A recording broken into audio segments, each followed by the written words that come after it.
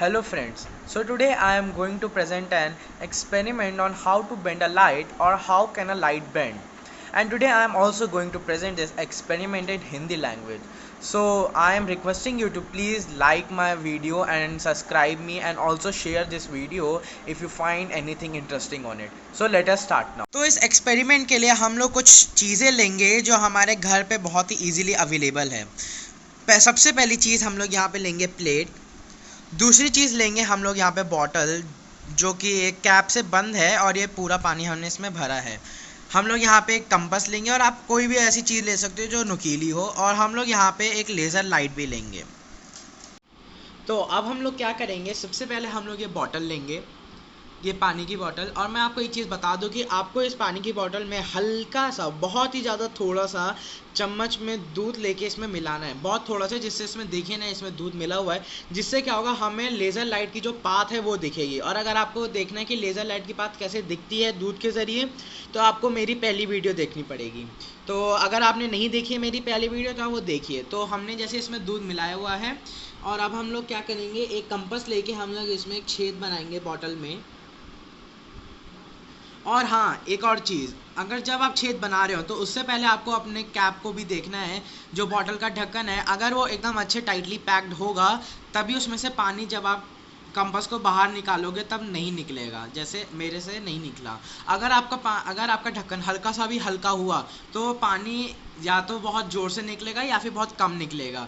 अगर आपको उस लीकेज से बचना है तो इसीलिए आपको अपना सबसे पहले कैप के ढक्कन को टाइट रखना पड़ेगा। अब उसके बाद जब हम लोग ये छेद बना देंगे, फिर हम लोग लेज़र लाइट को एक ऐसी जगह रखेंगे और देखेंगे जिससे वो उसकी लाइट एकदम छेद पे ही आए। जैसे इसकी लाइट आ चुकी है, तो अब आप क्या देख सकते हैं कि लेज़र लाइट की हमें पाथ दिख रही होगी।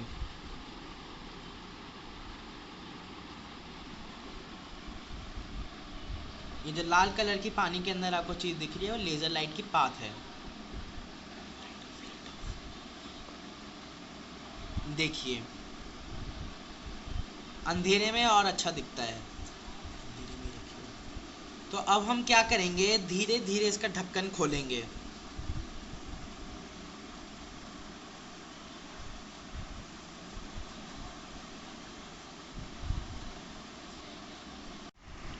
तो अब आप इसका देख सकते हैं, मैं ये ढक्कन धीरे धीरे खोल रहा हूँ और यहाँ पे देखिए आप, यहाँ पे पानी कितने प्रेशर से निकल रहा है।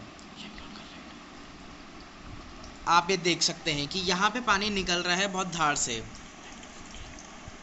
तो अब हम लोग क्या करेंगे, लेज़र पॉइंट का एकदम सीधा रखेंगे पानी पे, ये देखिए। तो अब आप क्या देख सकते हैं, लेज़र लाइट जैसे इस छेद पे आ रहा है तो ये पानी के ज़रिए यहाँ पे आ जा रहा है। ये देखिए आप, लेज़र लाइट मेरे हाथों पे आ सकता है। मैं अगर सीधा रखूँगा तो लेज़र लाइट वैसे नहीं आएगा जैसे यहाँ पे आ सकता है। जब मैं इसे इस जगह रखूँगा सीधा छेद पे, जहाँ पे हम लोगों ने कंपास से छेद बनाया था, तो ये पानी के ज़रिए एकदम बेंड हो जा रहा है, आप देख सकते हैं।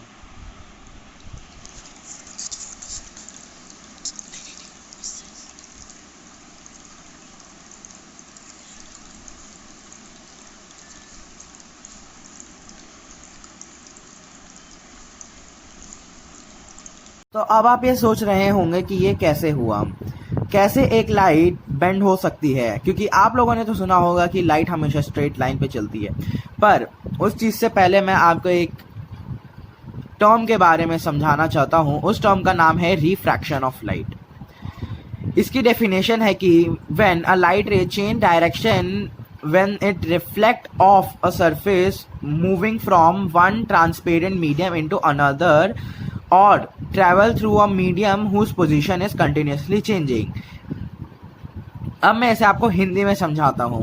इस बड़े से टर्म का बहुत ही छोटा सा डेफिनेशन है। इसका मतलब है कि जब भी एक लाइट या एक रे ऑफ लाइट एक मीडियम से दूसरे मीडियम में जाती है तो वो बेंड हो जाती है, और ख़ासकर तब जब वो एक ट्रांसपेरेंट मीडियम से होते हुए एक मूविंग मीडियम में जाती है। और मूविंग मीडियम हमारा इन द सेंस का मतलब है वाटर, और ट्रांसपेरेंट का हमारा इन द सेंस मतलब है एयर। सो तो अब आप ये सोच रहे होंगे कि ऐसे हो कैसे सकता है। ये इसलिए हुआ क्योंकि जब हम लोगों ने वाटर को बंद कर रखा था, जब उसमें से वाटर लीकेज नहीं हो रही थी, तब वाटर एकदम कंटिन्यूस था, पर वो एज कंपेयर टू एयर बहुत ही ज़्यादा डेंसर होता है, इसलिए वहाँ पे हल्की से हमें रिफ्रैक्शन ऑफ लाइट दिखी।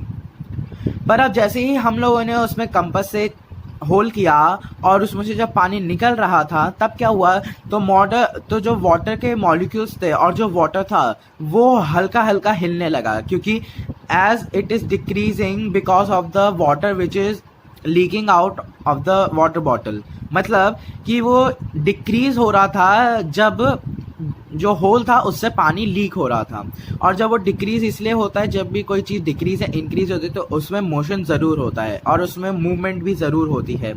तो इसीलिए जब वो मूवमेंट हो रही थी तो और हम लोगों ने जब एकदम होल से रे ऑफ लाइट या फिर a beam of laser light निकाला, तब वो बेंड हो गई। और हम लोगों ने, आपने ये भी देखा होगा कि थोड़ी सी लाइट मेरे हाथों पे भी आई थी और थोड़ी सी वो प्लेट पे भी आई थी। वो इसलिए होता है क्योंकि अ मेजर सोर्स ऑफ या फिर अ मेजर पार्ट, जो सबसे ज़्यादा पार्ट होता है लाइट रे का, वो डिफ्रैक्शन होके एकदम से मुड़ जाता है नीचे। और जो बहुत ही छोटी सी लाइट होती है, अगर आप ये टॉर्च के साथ करेंगे तो आपको एक का बहुत कम दिखेगा, पर हम लोगों ने लेज़र लाइट दी थी, इसीलिए बहुत ही छोटी सोर्स ऑफ अमाउंट ऑफ जो हमारा बीम था या फिर जो लाइट होगा वो सीधा जाएगा या फिर रिफ्लेक्ट हो जाएगा।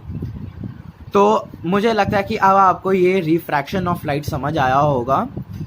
Thank you.